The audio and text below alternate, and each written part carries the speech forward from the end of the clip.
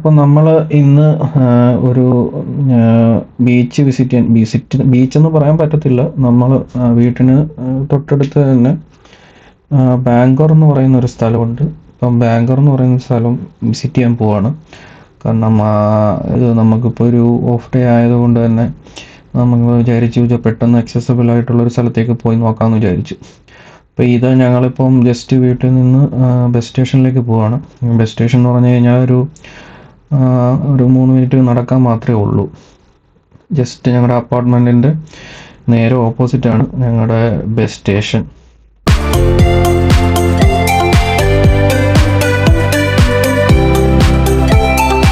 അപ്പോൾ ഇതാണ് ഞങ്ങളുടെ ബസ് സ്റ്റേഷൻ. നിങ്ങൾക്ക് കാണാം ഇവിടെ ഇത് വലിയൊരു ബസ് സ്റ്റേഷൻ അല്ല. ഞങ്ങൾ താമസിക്കുന്ന ന്യൂട്ടൺ ആർട്സ് എന്ന് പറയുന്ന ഒരു ടൗണിലാണ്. അപ്പം അവിടുത്തെ ഒരു ബസ് സ്റ്റേഷനാണ്. അപ്പോൾ നമ്മൾ ഇവിടെ നിന്നാണ് ബസ് കയറി ബാംഗ്ലൂരിലേക്ക് പോകാൻ പോകുന്നത്. വീക്ക് ഡേയ്സ് ആണെന്നുണ്ടെങ്കിൽ നമുക്ക് നോർമലി 30 മിനിറ്റ്സ് കൂടുമ്പോൾ ബാംഗ്ലൂരിലേക്ക് ബസ്സുണ്ട്. അപ്പോൾ ഞങ്ങളിപ്പോൾ ആദ്യം പോയി ബസ്സിന് ടിക്കറ്റ് എടുത്തു.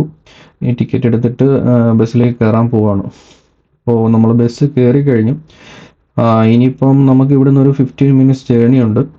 അപ്പം ബാംഗ്ലൂർ എന്ന് പറയുന്നത് അവിടുത്തെ ഒരു വലിയ മലയാളി കമ്മ്യൂണിറ്റി നമ്മൾ താമസിക്കുന്ന ഒരു ഏരിയ ആണ്. അപ്പോൾ ഇഷ്ടംപോലെ അവിടെ തന്നെ ഇഷ്ടംപോലെ ടൂറിസ്റ്റ് ലൊക്കേഷൻസ് ഉണ്ട്. ഇപ്പം നമ്മൾ പോകുന്നത് ബാങ്കോർ ബേ എന്ന് പറയുന്ന ഒരു സ്ഥലത്തേക്കാണ്. അവിടെ നമുക്ക് അത്യാവശ്യം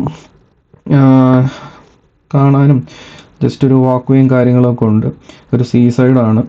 അപ്പോൾ ഇവിടെ നിന്ന് ഒരു 15 മിനിറ്റ്സ് ജേണി ഉണ്ട്. പോകുന്ന റൂട്ടിലാണെങ്കിൽ ഇഷ്ടംപോലെ നമുക്ക് എൻവയോൺമെൻറ്റ് ഫ്രണ്ട്ലി ആയിട്ടുള്ള ഇഷ്ടംപോലെ സാധനങ്ങൾ കാണാൻ പറ്റും.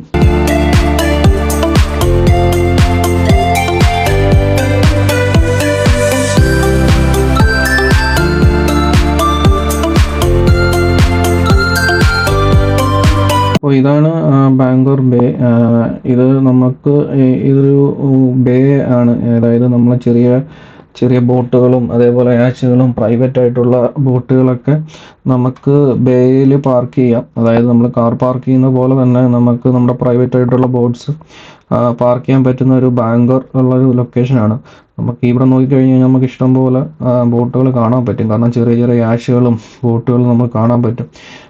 ഇതിന് ഇവരുടെ വെബ്സൈറ്റിൽ കയറി കഴിഞ്ഞ് കഴിഞ്ഞാൽ നമുക്ക് ഇത് രജിസ്റ്റർ ചെയ്തിട്ട് നമുക്ക് ഓൾ അറൗണ്ട് ദി ഇയർ നമുക്കിവിടെ പാർക്ക് ചെയ്യാനായിട്ട് എന്തോ ഒരു സ്പെഷ്യൽ ചാർജൊക്കെ ഉണ്ട്.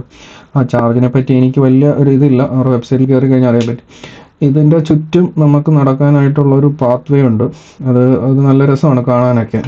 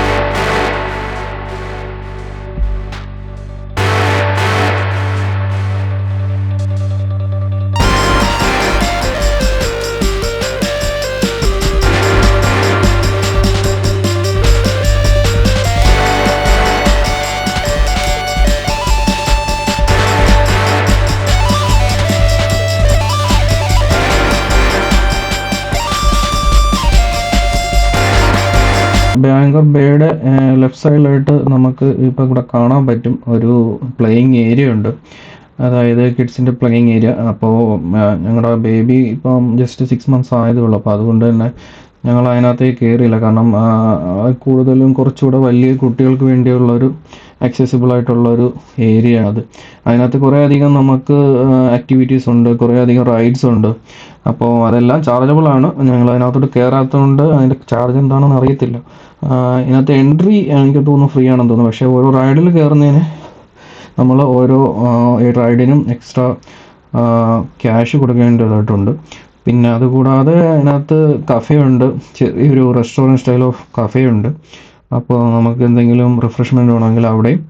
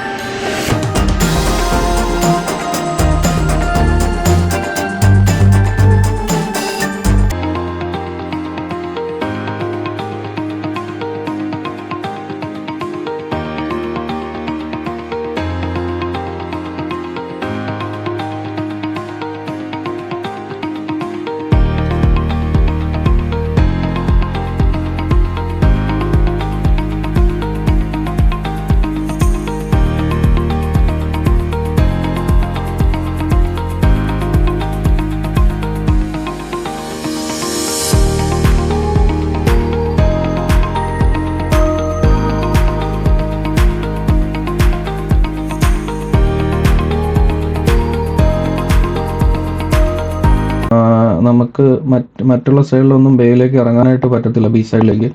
ഇപ്പം നമുക്ക് ഇവിടെ ഒരു ആക്സസിബിൾ ഏരിയ ഉണ്ട്. നമുക്ക് താഴേക്ക് ഇറങ്ങാനും.